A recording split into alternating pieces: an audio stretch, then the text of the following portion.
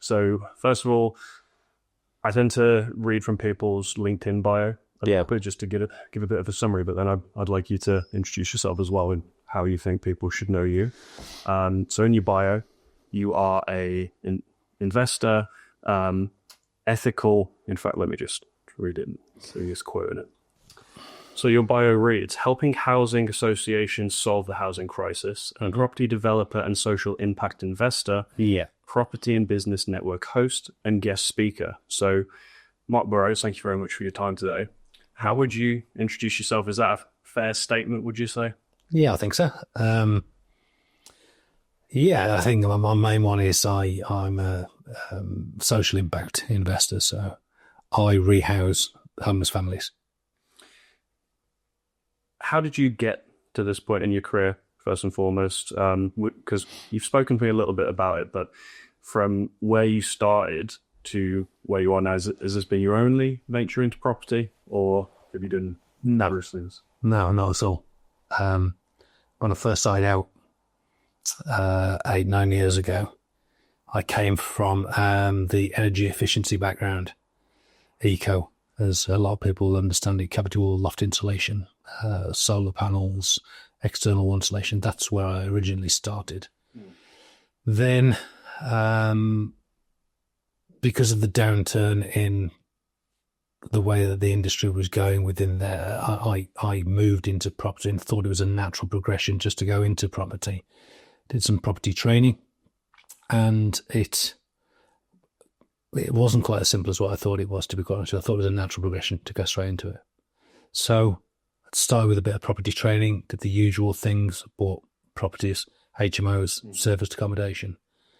And to get to where I am now with the rehousing of the homeless families, that really started about 7 years ago when I joined the Wolverhampton outreach team. If you don't know what an outreach team is, it's a team of volunteers who hand out provisions of a nighttime, food, drinks, even tents and sleeping bags and all, and lending an ear. So that's kind of where it started. And a friend of mine who's a golfing partner, he said that I should speak to his brother, who he is a housing officer and he's a good friend. He's turned out to be a really good friend now. And he was looking for someone to identify properties in affordable areas where we could move families from London who'd been hit by the housing benefit. So he kind of started me off at the beginning. That's where the property really started. So I transitioned my properties that I'd already bought into doing this, into rehousing. I think the main thing for we obviously get into the structure of that is understanding what maybe motivated you, because you were in the property game. A lot of people might wonder to themselves, I'm doing just fine. Why should I, is this my responsibility to get involved? But before even any of that, you started with the homeless, helping out. What would you say motivates your, what motivates you into helping and wanting to get involved in these programs? Was there any particular experience or anything that triggered you to want to get involved? It was more the case that the outreach was something that I'd always been interested in, but I'd never actually done. But I got some time on my hands. Yeah. So I was in the Tuesday night outreach team. So that's where I started with going out and it just if I'm honest with you, that's where I became passionate when I first started with the outreach around about 7-8 years ago. Yeah. I'm in a financial position where I didn't really need to earn as much as what I didn't do for financial gain when I moved into rehousing homeless families, or families at risk of homeless, I should say. They're not homeless, they are at risk of being homeless. So, it probably started when I was at outreach. So for anyone who is unaware, fill in the gaps. When I say the housing issue, how would you define that right now? God, the numbers are astronomical, to be honest with you. So many people are living in temporary accommodation. So many people have been hit by the benefit cap, which is the bit that I do. Families that have they've been evicted by their landlords because of what's happened with inflation, with mortgage rates. Up here in the West Midlands where we are, you were not hit half as much. But down south, when you're down in London, the interest rates and mortgage rates, and I fully understand and accept the fact that a landlord in London is going to get hit really hard with a mortgage interest rate. So if a mortgage interest jumped from 2 or 3%, which they were on a few years ago, and they've gone to sort of like 5 or 6%, which it is nowadays. Where we are, that might make a difference of £200 or £300 a month, or something like that. In London, that can make the difference of like maybe up to £1,000 a month. I'm not a mortgage advisor, but that's why these families have been hit by the benefit cap, because it's had to get passed on from the landlord. So the landlord's been hit by a mortgage interest rise. He's had to pass that on to his tenants. Yeah. His tenant can't afford to, or their tenant can't afford to pay the rents that they were originally set at. So what happens then is they then get evicted by Section 8 and Section 21. I think that's one of the scariest things, that unless you're in the know, that people don't really fully appreciate, is that it can happen to anyone. Yeah. It's not just people who are maybe down on their luck. It's people who are hardworking families who get caught out by these things. Mm. So what do you think, so if you can wave a magic wand, because there's numerous things that affect it. Prices tend to go up anyway. Landlords, investments, it's putting a squeeze on a lot of different things in place. But if you could wave a magic wand, what do you think would be some crucial steps that, because it's not even a case of should we do these things? It is very much a case of something has to be done because people are struggling, and we can't just keep going around in circles doing the same thing and hoping for different outcomes. What do you think are some crucial things that should be done, at least to try and help alleviate this problem? From a developer's point of view, make some changes to the planning law, because I see, and it's frustrating, there's so many empty properties out there. There's always seems to be a push on building new homes. Nothing wrong with that. But there are so many houses or so many properties, commercial properties, blocks, I see pubs, all sorts. There's so many buildings out there that are derelict. They've been empty. Landlords sit on them for years and years. Frustrates the hell out of me. Really does. Those properties can be repurposed and used for the purpose of rehousing families.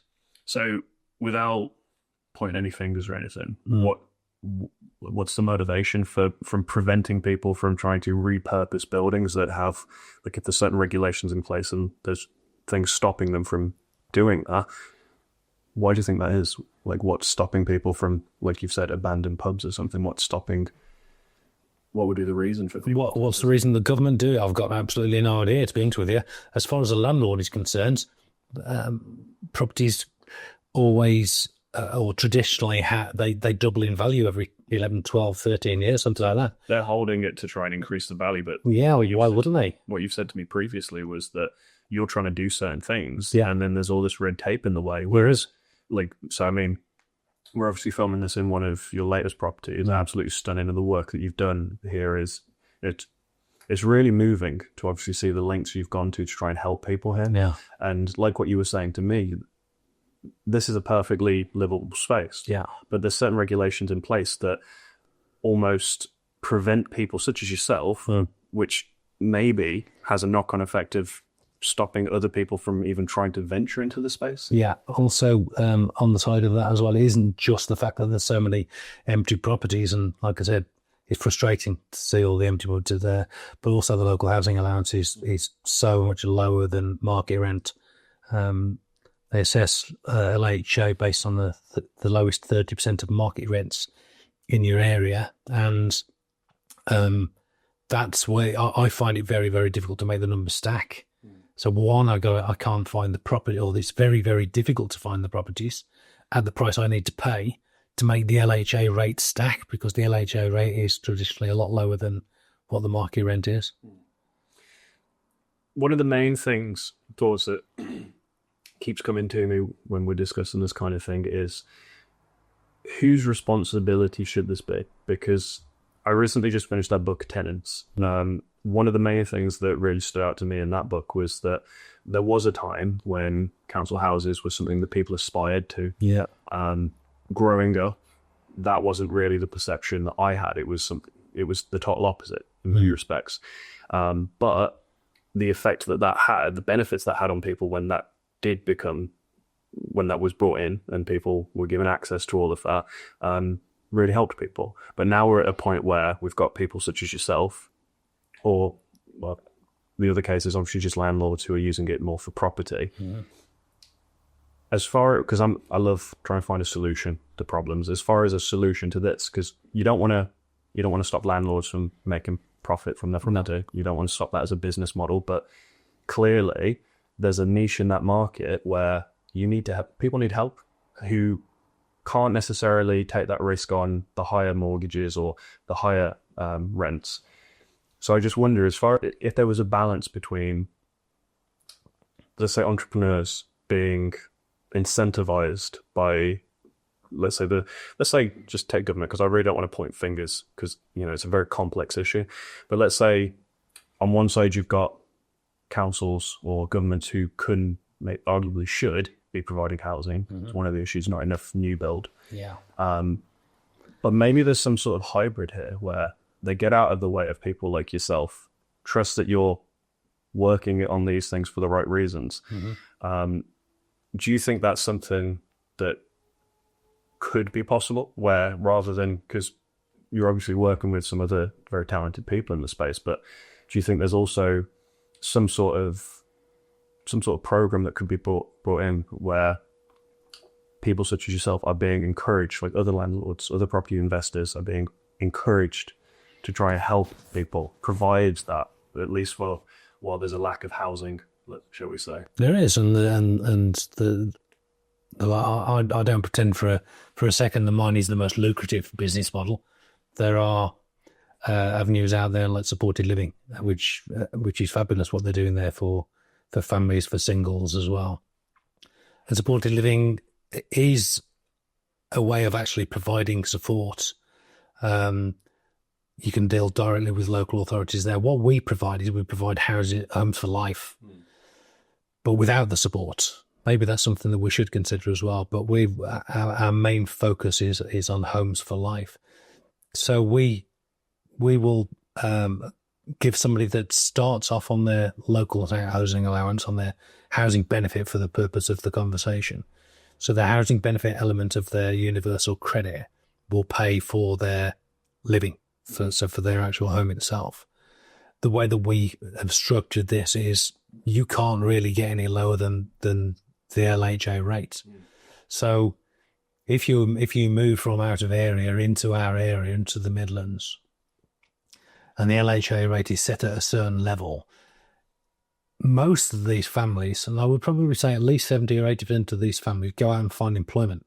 I've known families that go out and have started businesses. I've known other single parents that have ended up going and getting married as well. So we've got some really good success stories.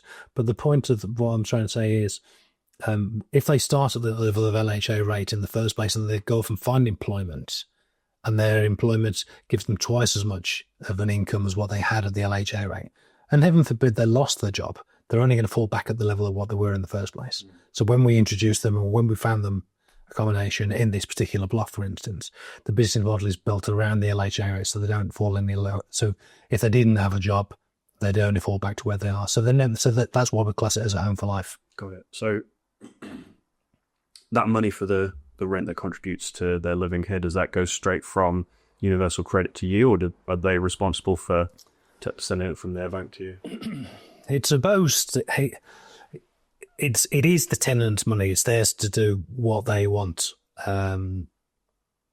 Because families are moving, and they're not vulnerable in the sense that they need support, but to look after their finances. So what we always do is we always recommend, and we'll have this backed up by a letter from the outgoing council in London.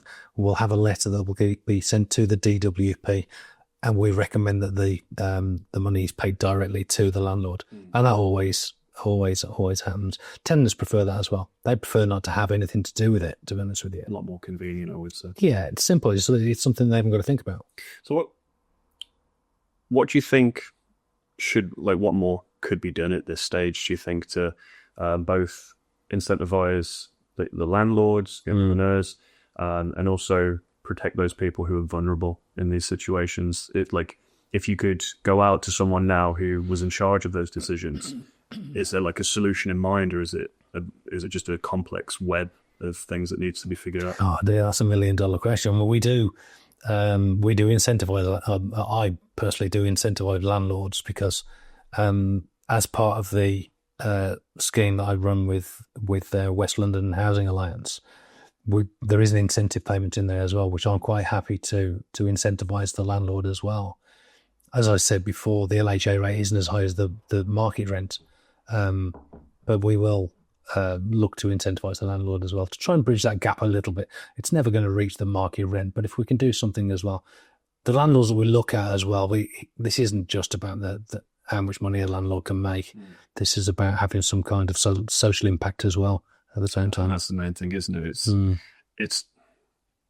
It can't be seen as like something you're going into where you can just squeeze out all the profit as you would any other kind of business. It is very much, people need homes. That's something that doesn't go away. What needs to be in place, just as certain rules that can never be broken, because like working backwards from what's the end goal of, people need security, people need to feel safe and comfortable in their homes, which is the number one problem now, is that like they could be kicked out at any point. And yes, they're paying rent on it, but that shouldn't mean that they shouldn't feel comfortable in that as their home, their main place. And I think, of course, it's finding the sort of people who are comfortable with taking that on. And I think as long as it's covering the bills and maybe making a little bit of profit, I guess it kind of flips the whole being a business owner on its head, really, doesn't it? Where you're not thinking about it from, how do I scale this so much? It's more about, there is ways to scale it, of course, but it's also how do I make sure the bills are paid, I'm also taken care of, but crucially, people are secured. Because I like what you said, that it's home for life. If they wanted to stay as well, providing stability, that's the main thing. We want the tenants, but look, it's I wouldn't want to be moved 150 miles down the road at all. That's quite scary for a family to have to move that kind of distance, because they're leaving friends and relatives back in from where they've come from, and that on its own is tough. So I personally try to do as much as what I can, but within the business itself, there is a business model there as well, which there's a lot more to go into, but there is a business model, and we don't do it for free. We do make a profit out of it.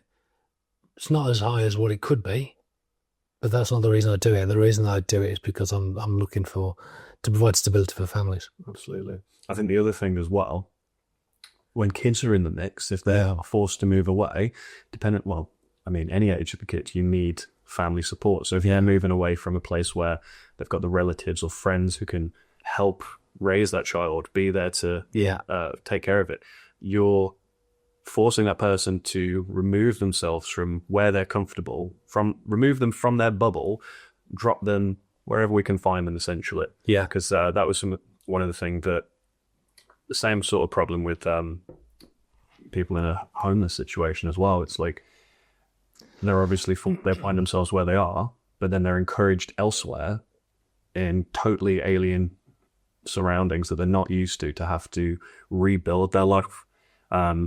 That's obviously one of the major problems.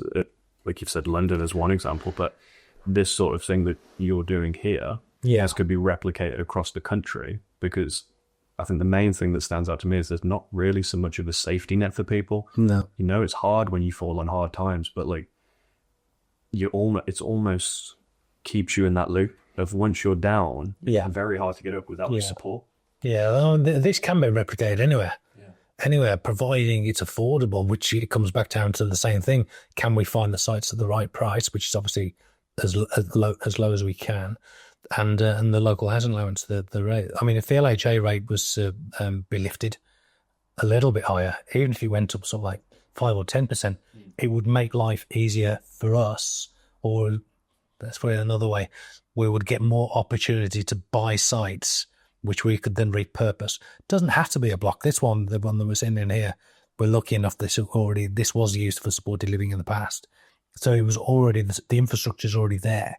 But we've come in and we've spent a nominal amount of money on it to refurb it to the condition that it's in now.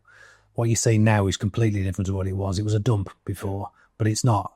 As you can see, I mean, we live in this kind of place. I mean, I think you've commented as well. You'd say you'd live in something like this as well because it's fabulous, which also is important as well. Going back to the children, what you said there with the kids, I did all the most 99.9% of the people that I rehome are families and they've got children as well.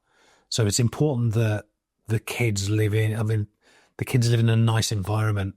At the back here, you've seen it at the back as well. It's got a huge garden as well. We've got intentions this year of hosting a garden party for all of the families that are in here as well. It's safe. There's a lot of greenery out there. There's a lot of parks in the area. When families move in, I also present them with a pack as well, where all the local schools are, the local nurseries, your doctors, your dentists, everything that's there as well. So we do go that a little bit further than what we should, but no, that's not true. I treat people as I want to be treated myself. You know, if I'd fallen on hard times, I'd like to know that if I'm going to move 150 miles up the road, that I'm going to end up in a place like this. Absolutely. I like to think the same sort of way. It's good to give back, and because you never know. You never know when you're going to fall on hard times. And I think more than anything, it feels good to be nice to people. Yeah. I don't struggle to get up in the morning. No, I don't see this as a job. That's a beautiful thing. Like, honestly, I was really taken aback, saw the extra lengths you've gone to. And like you said, like, the property itself is beautiful. Yeah. They've got a garden. They've got more here than I think they would struggle to find anything better than this. Yeah. And that's the main thing. And the first thing I said when I saw that garden was, wouldn't it be great if you could build a community around this as well? Because you're facilitating beautiful little community space, and those people then potentially could then aim to help others, new people that come into the space, maybe even become advocates for this to scale elsewhere. Yeah, I need to point out as well, this isn't just me, Shore Stay Group. There's two of us. There's Jessica, my business partner as well. Jessica is responsible for why it looks so nice. She's put the female touch, if that's the right thing to say. I'm not sure to say that or not, but she's put a really nice area. I mean, she's gone that extra yard. We've got pictures on the walls and the branding everywhere that we've got, the colour that we've got, everything, always down to Jess. She's made it's a lot better than what I expected, if I'm honest with you.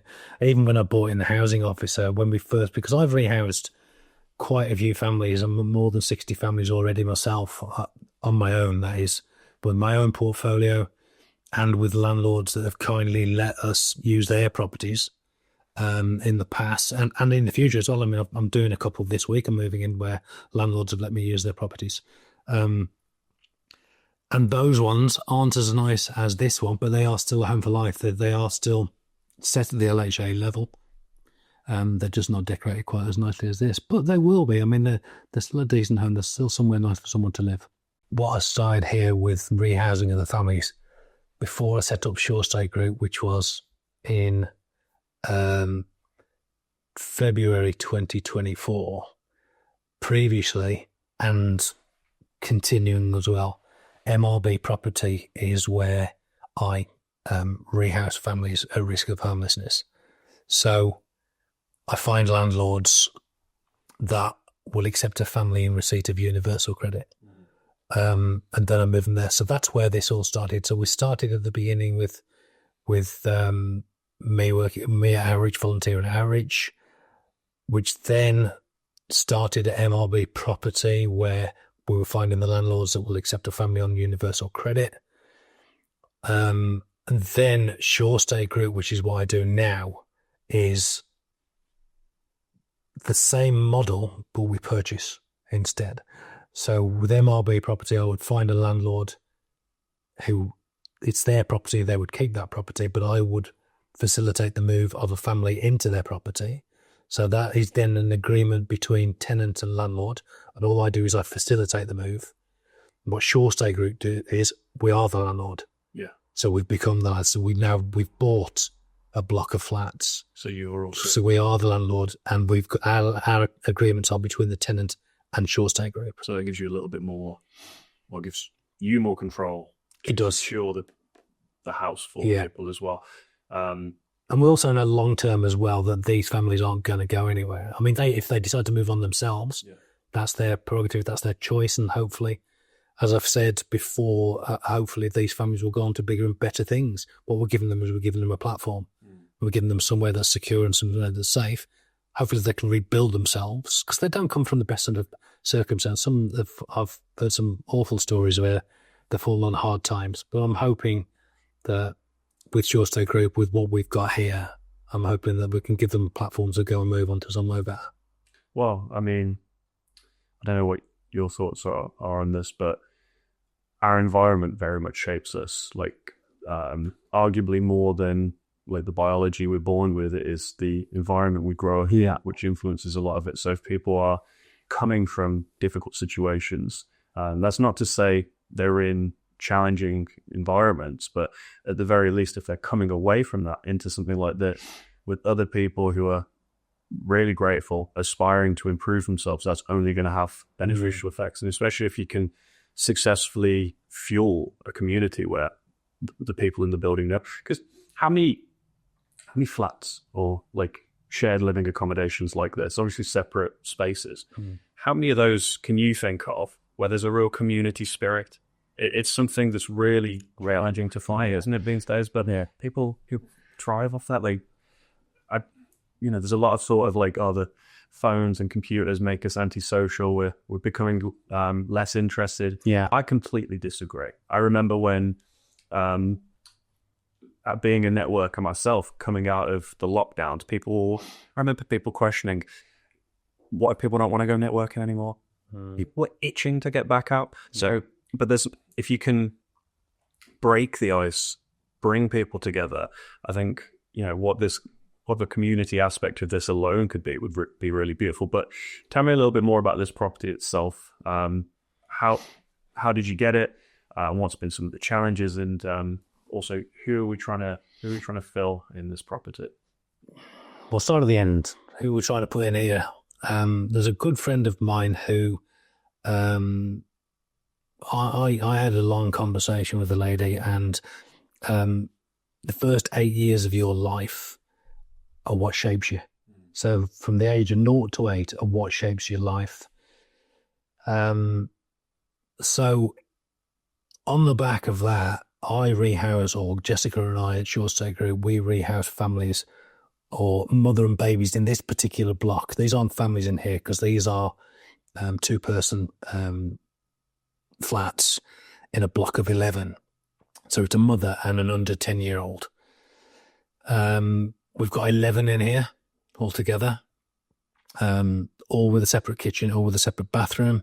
They're all nicely decorated with a huge garden as well at the back.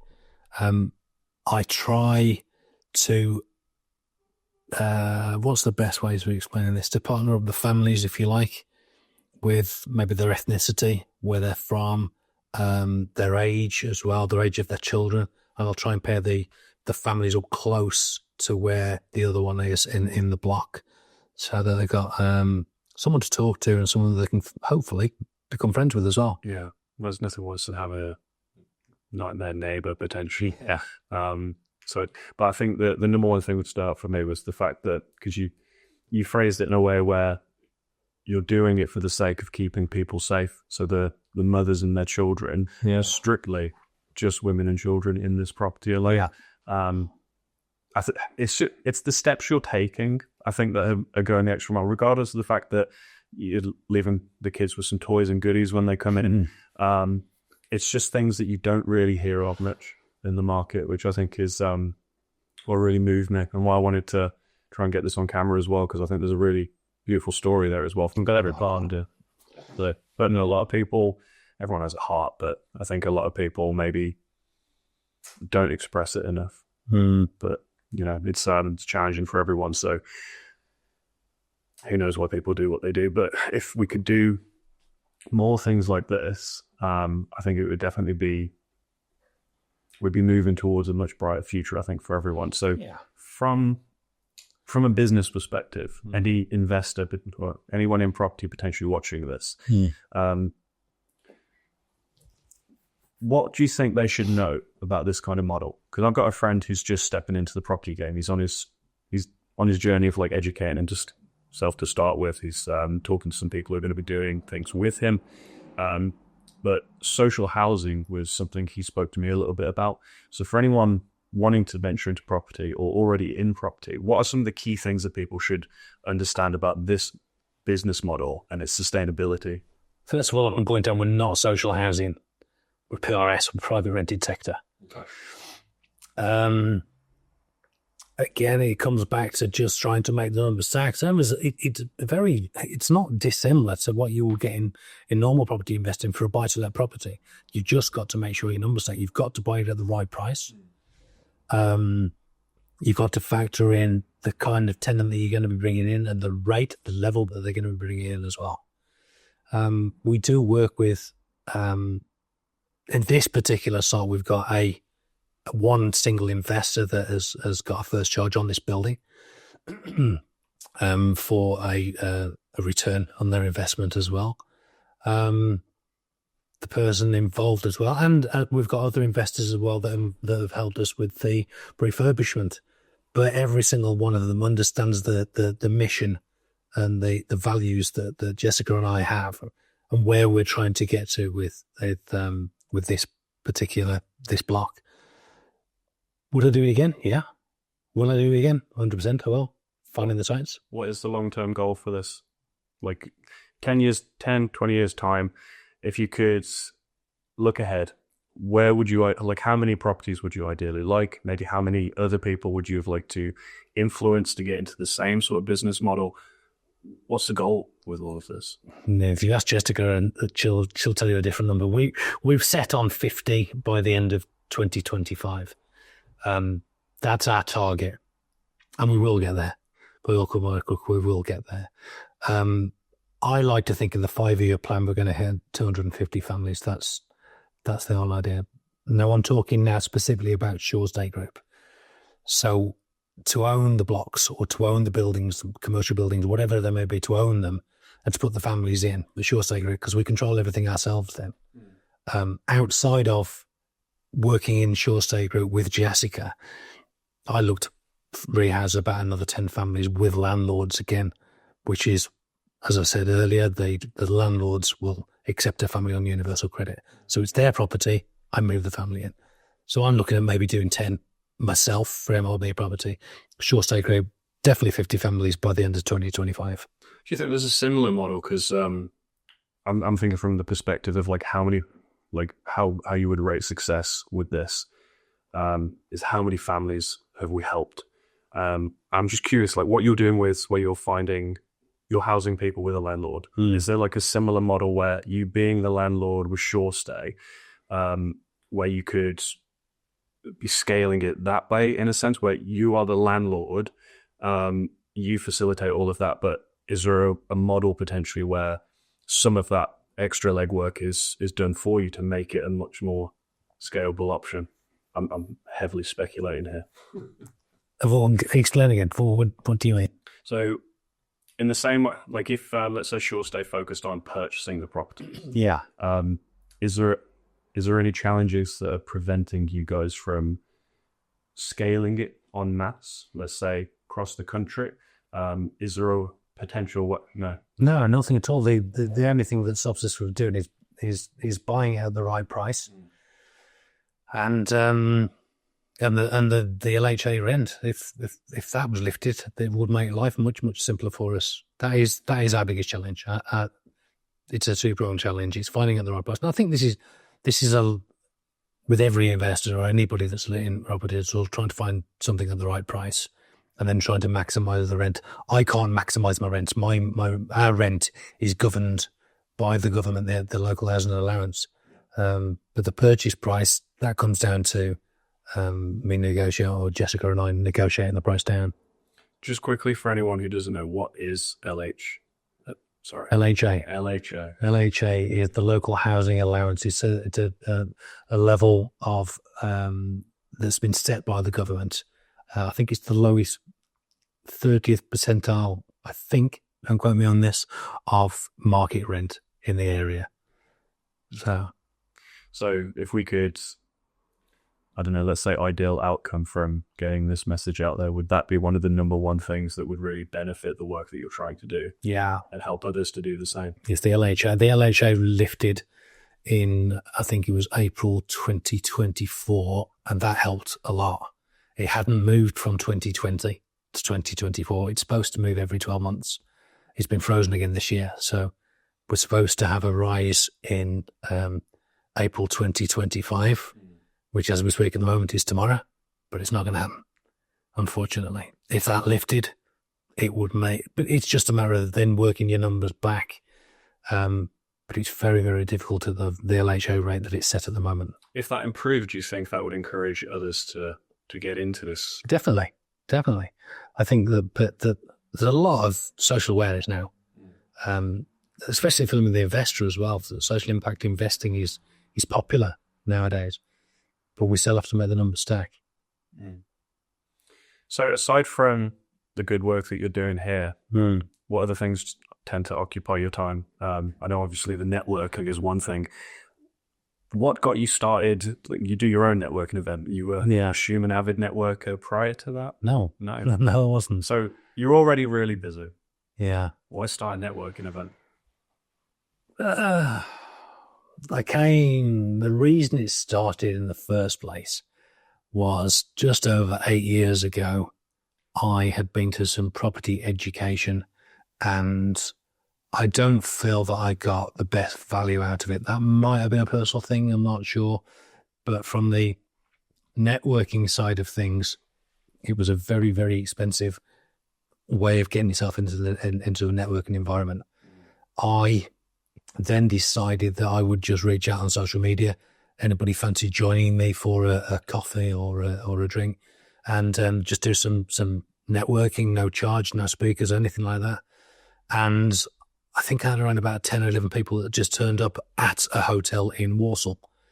And then I just asked, do you fancy doing this again? There wasn't anything around at the time. This is sort of like 8.5 years ago. And there wasn't anything around at the time as far as I was aware. And I ran it again, and we had more people turn up to it. So I thought, well, maybe there's something in this. So that's really where the ball started. It started rolling. When was that? I think that was in 2016, I think it was. And it's just snowballed from there. It's grown a lot now. It's not what it was. It's different now. It was a free event for the people to come to. There wasn't any guest speakers. There was no catering or anything like that. It was just an event where people just got together. And the core of it is still the same. It's still the same. It's just a networking event. There's no sales pitches. That was the main thing. We had no sales pitches in there. Yeah, well, it's from someone who has networked a lot. Most of my work has come from people that I meet face to face, because there's no better way to meet someone and potentially work with someone than a face to face encounter. What would you say would you say there are any main differences? Like, I'll just say I've only been to one Ming event. I look forward to the future ones, but would you say that there's anything that sets you guys apart, or anything that you're aspiring to do different from other events? I'm a bit of an anti-guru, so I don't like the sales pitch. I've never heard that phrase. Anti-guru.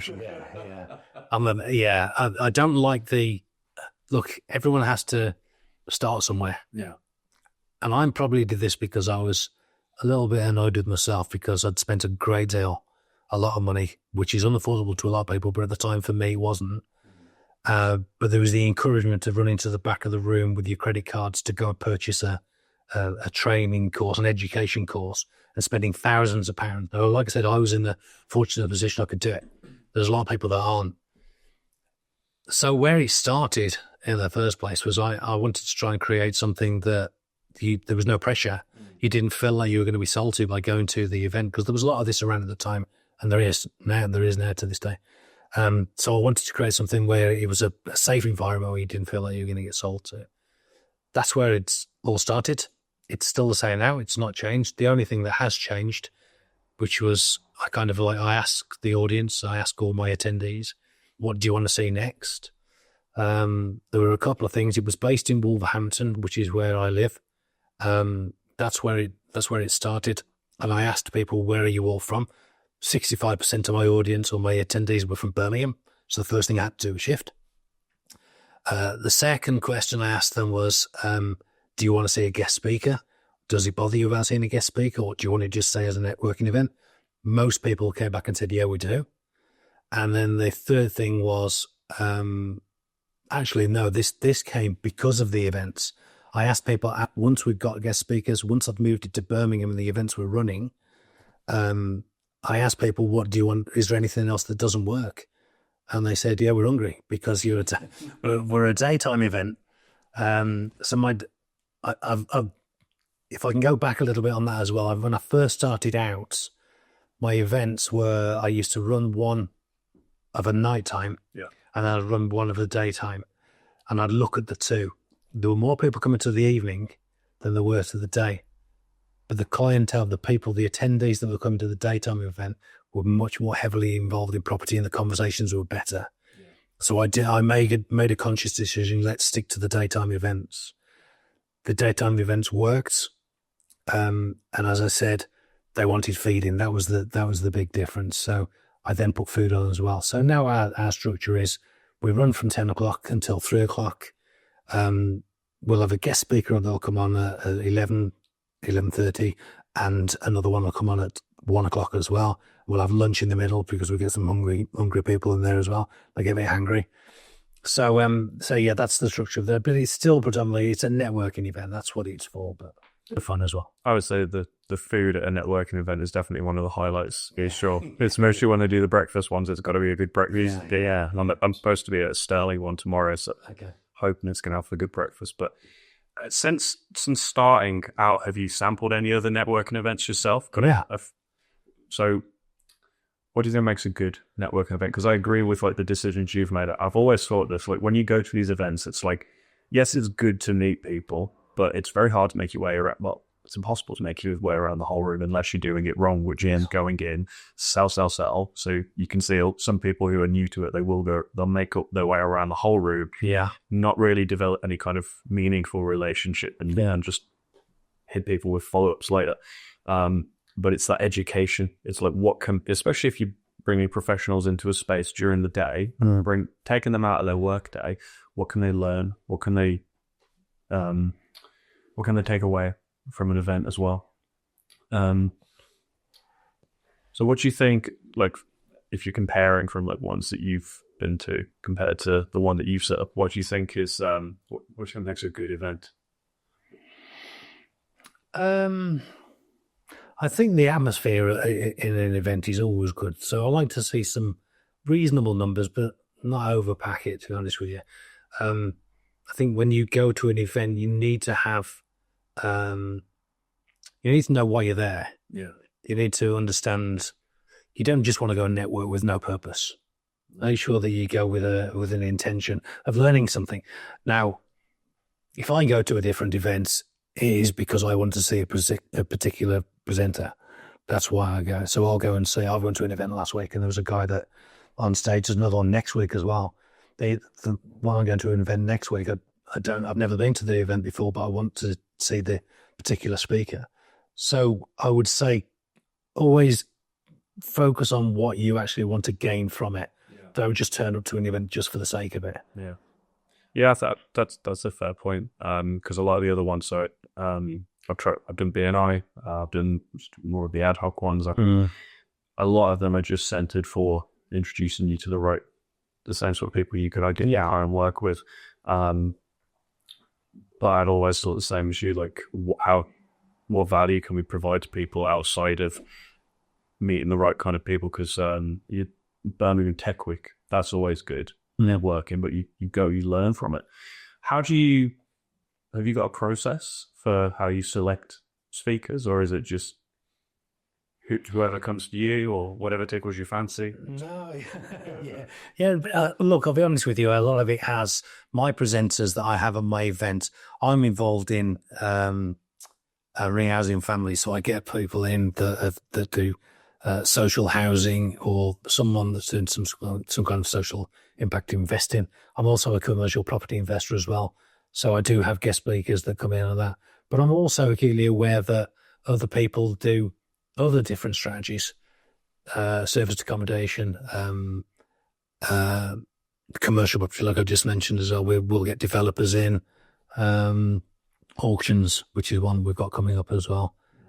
Tech is a good one as well in property now. There's a lot of tech involved in how you can find sites, how you can find land. So we've got sponsors as well that do that, and we also invite them in to come and speak to the attendees as well.